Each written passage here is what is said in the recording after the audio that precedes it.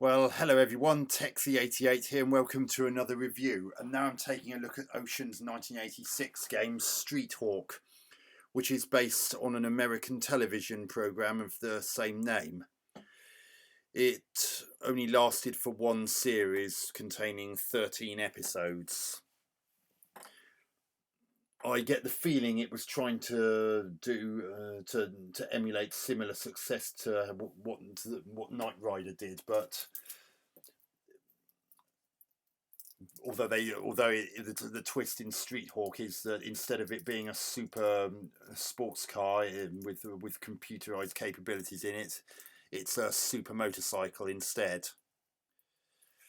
But for whatever reason, the television program never really caught on the way that Knight Rider did.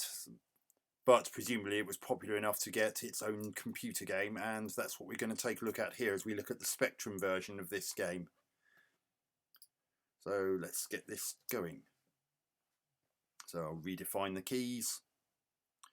And you play as Jesse Mark, a cop with a test pilot mentality according to the instructions. And Jesse Mark, played by singer and actor Rex Smith in the original television series. And you've been chosen by Norman Tuttle, a crack government engineer, to test the top secret motorcycle project Street Hawk, and in doing so avenge the death of your best friend Marty, killed by criminal elements whom you must track down and destroy. Norman was played by Joe Rigalbuto in the original television series. He was a bit like the Devin Miles of Street Hawk, if you know for Knight Rider well enough. So let's redefine these keys: accelerate, brake, left, right, fire, jump, turbo. I'm going to put H for that because turbo was actually called hyperthrust in the original Street Hawk television series. So I don't know why it got renamed to turbo in the instructions for this. Everyone who's seen the series knows it's hyperthrust. So there's Jesse Mark, and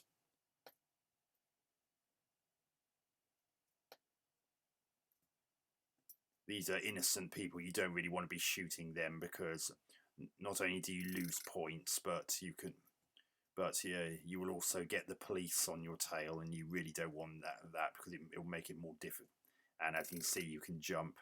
However, every time you jump, it causes your thrust temperature in the bottom left corner of the screen. Now, by all means, shoot the ones who shoot you, and you can jump over things like that.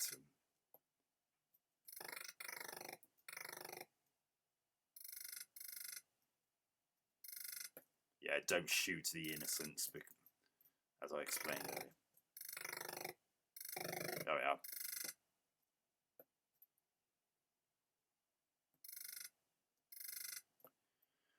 Yeah, being a Spectrum 48K game, the operation complete.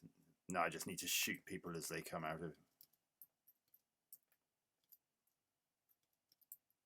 Joe's joint. God, that was close. I don't like the way that the crosshair goes back to its default position after you killed someone. I find that particularly irritating, in fact. 3 men escaped there. Ideally, you wanted to stop as many people from escaping as you can. There are villains to catch. One, you must move fast, okay?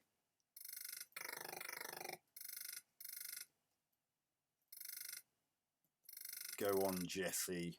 I'm trying to go on. Find a clear lane. Yeah, right. I'm trying to. Right, now I was just on hyperthrusting. Oh, a bike shot at me just then.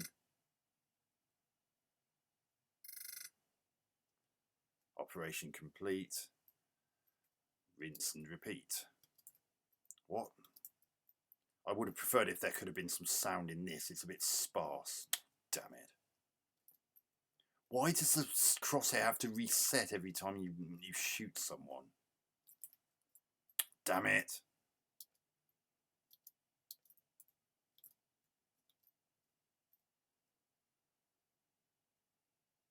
3 men escaped again. There are villains to catch. You must move fast. I'm trying to. One thing that's irritating is impact damage becoming serious. I took too much damage there. My damage meter, which is the uppermost of those meters in the bottom left corner, completely depleted.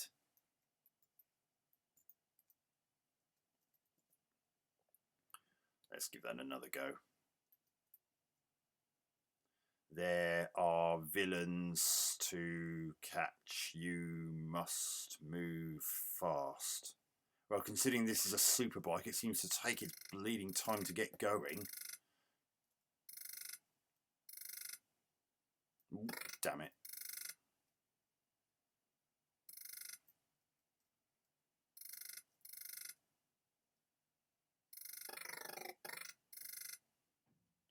Yeah, and you can keep the hyper thrust / turbo held down for as long as you need to. One thing, the only problem is it doesn't really look like you're going all that fast. Robbery ahead. Operation complete.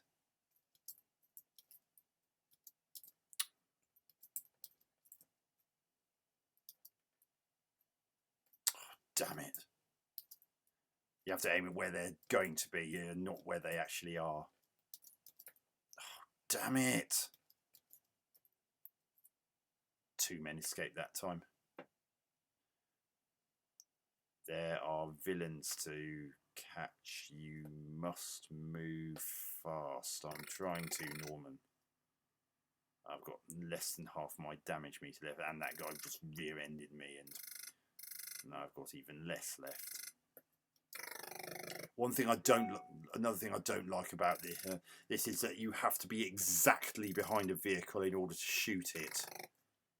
Otherwise, it just passes harmlessly right through them.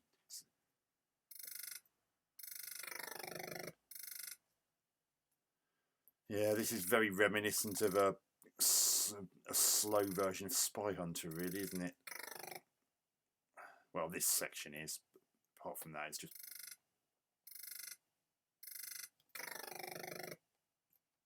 Oh, God. It's just a shame that it's so slow. I mean, when you get going, it's fine, but it just takes so bleeding long to get going. But it is good that they managed to get some colour in without bleed and still managed to get smooth scrolling. It can be done, it's just a bit tricky because of the Spectrum's attribute limitations.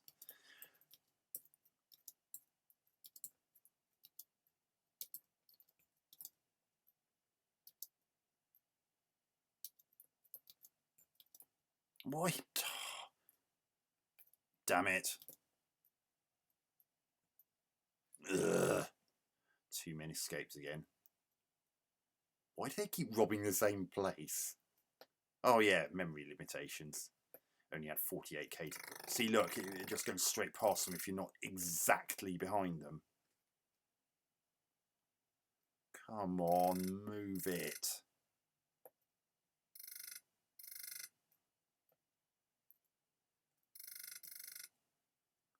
Sound effects are so sparse. Oh, God. Impact damage becoming serious. Yeah, I took too much damage again.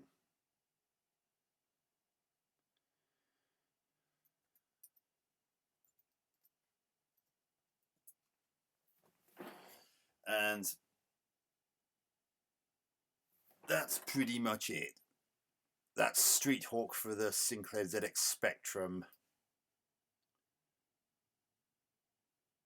Unfortunately, though,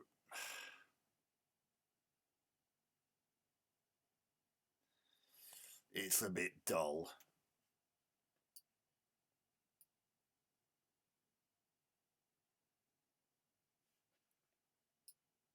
And it really is cool.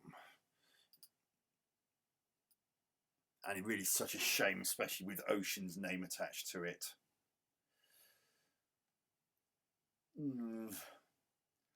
graphics serve their purpose. Obviously, it's Spectrum, so you're not going to get the kind of graphics you saw in 16-bit computers. But it is good that they managed to get in so much colour with no visible colour clash on the sides of the road. That was very clever, and the way they managed to position everything so that there was no scrolling bleed. Quite often, when you have colour like that, everything moved in character by character squares, a bit like Light Force. If you saw my review of that earlier this year. But no, they did a really good job. I mean, the graphics are well drawn, and the shadows are nice, and the bike and the Street Hawk's animated well as he banks left and right when manoeuvring in those directions, and the scrolling smooth. That's the good bit, and that bit where you're outside Joe's joint, just shooting the criminals, as many of them as you can. All the visuals are really nice for a game of its time, and so I can't complain about the graphics. So sound, well, 48K again, very limited. I would have preferred it if there could have been shooting sounds during the Joe's joint sections. Having it completely silent just robs it of any great impact that it might otherwise have had. I mean, you get sound effects on the overhead motorcycle bits when you shoot, so why not in that bit as well? I mean, maybe there wasn't enough memory for that. I don't know, but it is a noticeable omission. Gameplay. Well, considering this is supposed to be a super sophisticated motorcycle, it takes blooming ages before it finally gets going. And even when you use the hyper thrust or turbo, as it calls it in the instructions, even though you're supposedly going 285 miles per hour, it really doesn't look any different to the regular full speed without activating it.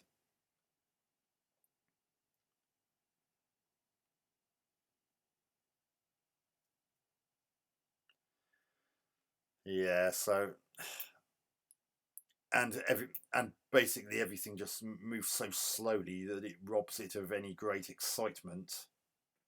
I mean, if it moved quicker, it would have been a lot better. I mean, look at Spy Hunter, which came out before this with the overhead section. Look how fast that goes, and then look at this, and you'll see exactly what I mean. So yeah, it's a pretty disappointing game, really, and it won't be too long before it gets boring.